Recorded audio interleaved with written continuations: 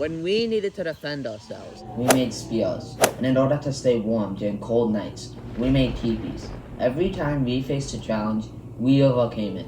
But our biggest challenge? Space. Space is an almost perfect vacuum, meaning that it is almost devoid of all matter.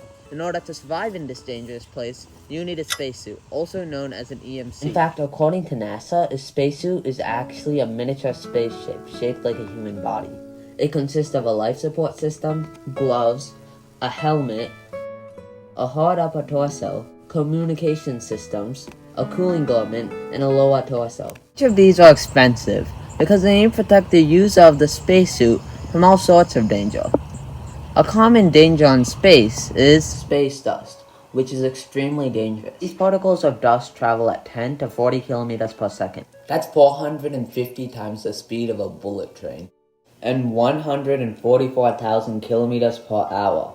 The spacesuit needs to protect the users from temperatures from negative 250 degrees Fahrenheit to 250 degrees Fahrenheit.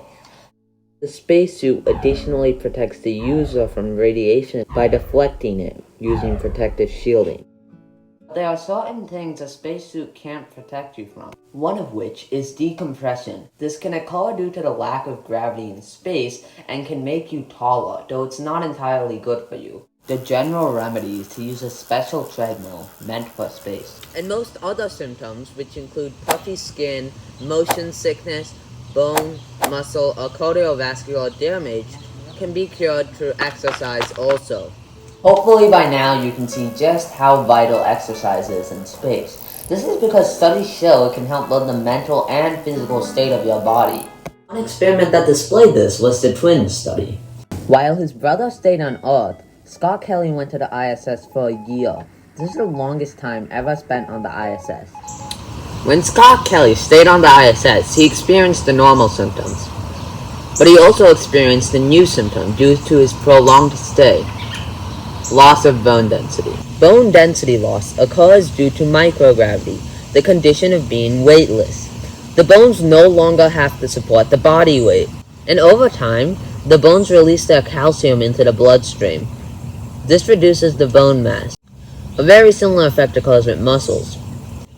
Certain muscles are no longer strained in microgravity situations.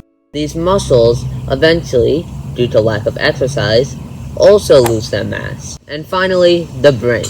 The cerebrospinal fluid that surrounds the brain expands in size. This may affect the nervous system. So go on and explore some more to both learn and educate.